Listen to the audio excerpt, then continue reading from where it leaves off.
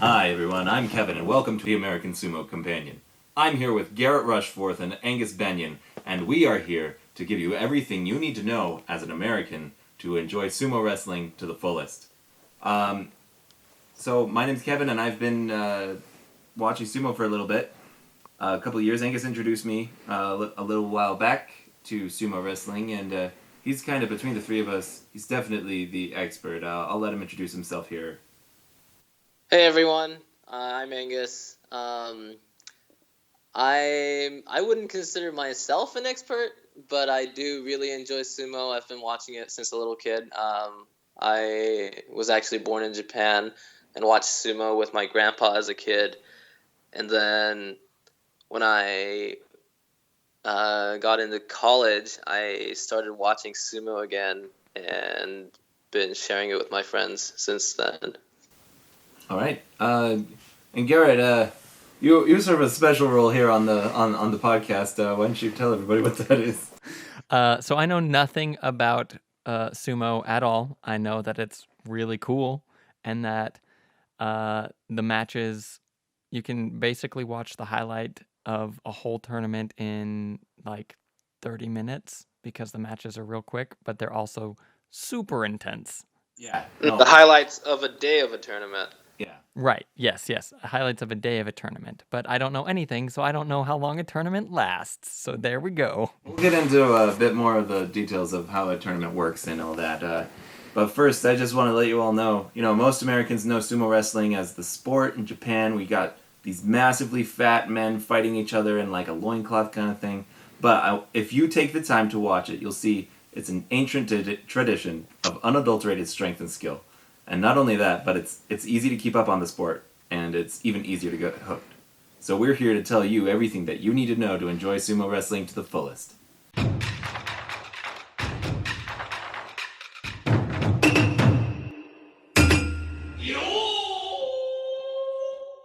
So, welcome back. So this is our first episode. We'll cover some of the basics of sumo wrestling here. We like to start out in our first segment of what's going on in the sumo world, and it's actually a really exciting time right now for sumo. The best sumo wrestlers in the world are gathered together for a tournament that lasts for 15 days. Each of the sumo wrestlers or 14 days, sorry, because each of the sumo wrestlers will fight. No, it's 15 days. Is it 15 days? Yeah, and there's definitely more than 15 sumo wrestlers. I thought they all played against each other once, and that's why it was 14 days long. No, some of the players don't even play against each other during the tournament. So, not every wrestler wrestles against the other one, because the lower-ranked sumo wrestlers typically don't wrestle against the higher-ranked ones. But they're all part of the same tournament. Because in the NHK World highlights, they don't show all the matches. Right. I thought, wow. We've all learned something here. Okay. Well, so, Angus, why don't you tell us a little bit more how the tournament works? Well, I do know every 2 months there is a tournament. Yes. So there are 6 tournaments in a year. 3 tournaments are hosted in Tokyo, and the other 3 are hosted in Fukuoka, Osaka, and Nagoya, which are 3 different cities, all south of Tokyo. The tournament lasts for 15 days, and whoever has the most wins at the end of the tournament wins the Emperor's Cup. So it's not like a tournament it's not an elimination tournament. It's more of like kind of like group stages like they have in the World Cup. Right. And the important part is your win to loss ratio, right? That's what's gonna help you rank up or rank down. Yes. So there's a very specific ranking system in sumo wrestling. And with each of these tournaments, the sumo wrestlers will have a chance to get more wins than losses and possibly rank up, depending on where they are. And that's really exciting, and it's what gives that a little bit more drama to specific wrestlers. When you're watching, let's say you've got some guy who's at a specific rank and he could rank up this tournament, and you're just really excited and rooting for him. And sometimes that just doesn't happen. And sometimes some of your favorite wrestlers end up ranking down because they've done so poorly. And that's a sad thing, but it's part of the game. Yeah, so I just looked up on the Google because this is the 21st century. Nice. There are 42 wrestlers in the top division. No, 42 wrestlers are wrestling in like what we're watching, what we call Makunouchi. Okay. So I Yeah, so super nailed that There's guess. 22 matches a day, and there's only 15 days, so not enough days for all the wrestlers to be matched against each other. A lot of the times, the commentators will talk about how many times they faced each other. Yeah. Because they don't face each other every tournament. Yeah, that's really exciting when they do that, because it's really fun for me when you see someone going up against somebody and they've had a particularly difficult time against that specific wrestler because their styles are different or at a disadvantage in some way, and then they win. That's one of my favorite parts. Yeah. But yeah, that's an important thing for you to know as a listener. Angus mentioned NHK World. That is the easiest way for you to have access to watching sumo wrestling. Go to nhk.com, right? Mm-hmm. Oh, or Yep. Or you can just download the NHK World map, and the highlights will be on there for all the days. Right, and that's what Garret was saying earlier about how it's like just 20 minutes of the highlights, and they go through each of the matches in about 20 minutes, and you get to see everything that happened in that day. And so you watch those highlights for the 2 weeks that it's running, and then you get all of the whole thing. It's really easy to keep up on, is what I'm trying to say. So a question that I would have is, when we see the highlights, we're catching the action, but there's a lot of stuff that we don't see. What are some of the coolest parts of sumo that we don't usually see on the highlights? I actually think there's a lot of stuff, because sumo is actually deeply rooted in the Shinto religion. So there's a lot of like ritual stuff that they do that's just kind of left over from a long time ago, or I guess it's actually still an integral part of it. I haven't seen it in its entirety. I've only seen bits and pieces about certain things that they do. Like they'll have, what is it, the top 15 people come out? I know there's not come out and circle the ring, and they I don't know, Angus would know better than me. Yeah, so the wrestlers are divided into West and East groups. So at the beginning of every day of the tournament, they'll have like a roll call where they call out everybody on the West side, and they'll come out and make a circle around the ring and do a little dance kind of thing, which I don't know what that represents, but they do that every day. And then they'll call out the other side, the other 22 wrestlers, and do the same roll call for them. I guess all this other stuff that happens is a transition between fights. And all the ritual stuff that happens with that. They cleanse the ring and throw the salt and get ready. That's really interesting to me, because I know I've from some of the limited Japanese cultural things that I've bumped into, I've noticed that there is kind of this. They stress very deeply the divide between the eastern portion of Japan and the western portion of Japan, and I would eventually be interested in knowing what that's about. But that's interesting. I didn't realize that they're divided like that in sumo as well. Well, I mean, it is. There are sumo wrestlers from outside of Japan. Those are probably part of the west side, right? I don't know if they divide them by where they're from. Oh, I see. Yeah, they're just west and east. West and east. Yeah, west and east, because those are the directions that they walk onto the ring on. Oh, okay. So, like, one wrestler will walk on to the ring from the west side, and the other one will walk on from the east side. Let's slide on into segment 2, the sumo word of the day. So this is a segment where a lot of times there are words that aren't translated into English, even in the English broadcasts of sumo wrestling. And it's important to know some of those. The garment that the sumo wrestlers wear is called a mawashi. And it is a very long stretch of fabric. So it's just one piece of fabric? Yeah, and it's tied in a very interesting way. It's cool stuff. There's actually Sometimes you'll see it come undone a little bit. Yeah, that's actually fun though, because don't they lose if the Mawashi comes off?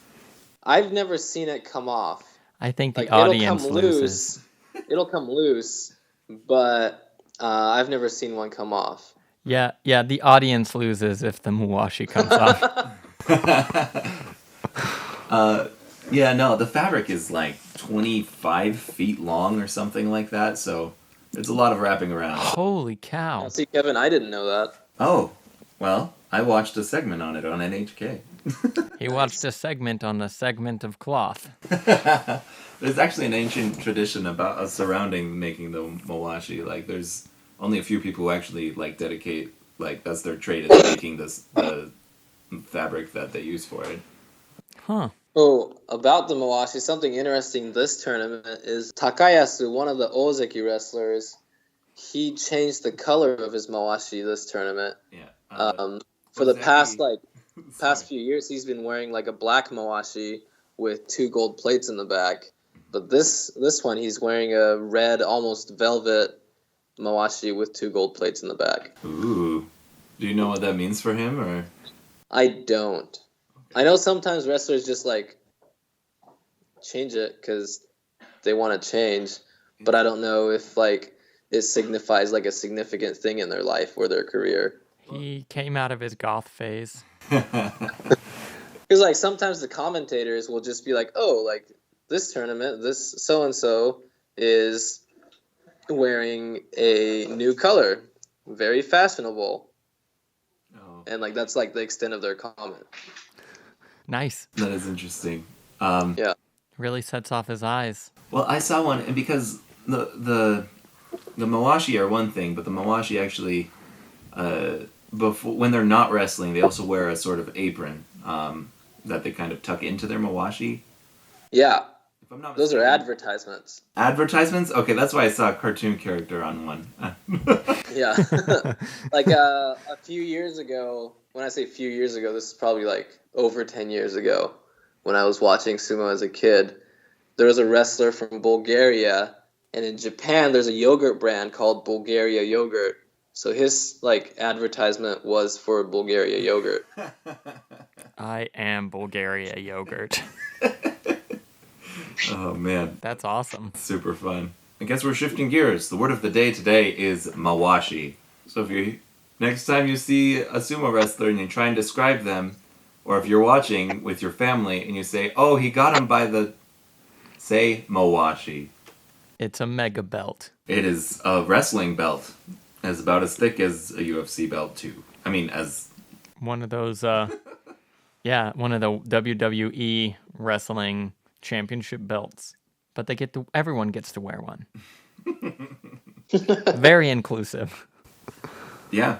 So that'll take us into segment number 3, players to watch. Is there anything anybody we should be looking at during this tournament? Any particular wrestler who's going to do really well, or somebody who's got a lot at stake this tournament?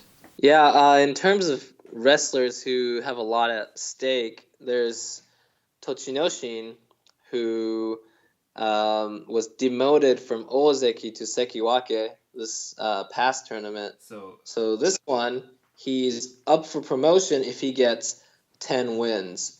Just real quick, Angus, for those of you who don't know, Ozeki is the second highest rank in sumo wrestling. And Sekiwake would be the third highest rank. So he was like in the second best group in the world, and now he's in the third best group in the world. Yeah, and Ozeki is a good rank to have because if you have a losing tournament, which means you like lose 8 or more matches, so you have a majority of losses. Yeah, so as an Ozeki, even if you have a losing tournament, you don't lose your rank for one tournament. If you have 2 straight tournaments where you have a losing record, then you get demoted. But all the other lower ranks, if you have a losing tournament, you're going to lose a rank. So Ozeki is kind of a safe rank to be at. So if you can get there and stay there, that's the ideal for a wrestler. Well, wouldn't the ideal be the highest rank? Yeah, but that's really hard. How do you become? It's called Yokozuna. Is Yeah, the highest rank. How do you? Yeah, so Yokozuna is the highest rank. You become a Yokozuna. The minimum requirement is that you have to win 2 tournaments in a row. And after you win 2 tournaments in a row, the Sumo Council meets to decide if this wrestler is really good enough to be considered a Yokozuna. Interesting. Or if the 2 tournament wins were just flukes. So to constitute a tournament win, it means you have a winning record 2 consecutive tournaments, or you just won the whole friggin' thing. You win the whole friggin' thing. You won the whole thing by having more wins than anybody else. Yep. That is really hard. Yeah. So you have to be the best for 2 tournaments in a row. Holy cow. Yeah, so I'm not even the best at 1 tournament in a row. Nope. Yeah, so I remember Tochinoshin, was that last summer when he first got the Ozeki rank? Or no, it must have been before then, because he's been going up and down for a while, hasn't he? Yeah, so this is the second time he's been demoted from the Ozeki rank. He's been having lots of knee problems. You'll see him with a huge bandage on one of his knees. This tournament, he only has a bandage on one leg, so that's promising, but he also lost the first 2 bouts of the tournament, of the November tournament. So, we'll see. If he can get 10 wins, he can get back up to Ozeki. So he's one to watch. Before we leave you all, let's just, we just want to leave you with a fun fact about sumo wrestling. The reason that everyone is so large is that there are no weight classes. 100 years ago, they weren't necessarily so big. This is what Garret wanted to ask earlier. What was your question exactly? Why does everybody have to be so big, but then there are some people who are just really muscular? Well, it's honestly, the weight gives them an advantage. You're trying to push another person around, and if you're heavier, you're harder to move. So I could totally go into sumo. I would not do well. I weigh $150 on a good day. So no, I would not do well, but I could do it. Technically, yes. Because there are no weight classes, and so they just went, over time, putting on more and more weight, and then now it is as we understand it today, or as we see it, this is the normal thing. Alrighty, everybody. Just as a recap, remember, it's a mawashi. That's what they're wearing.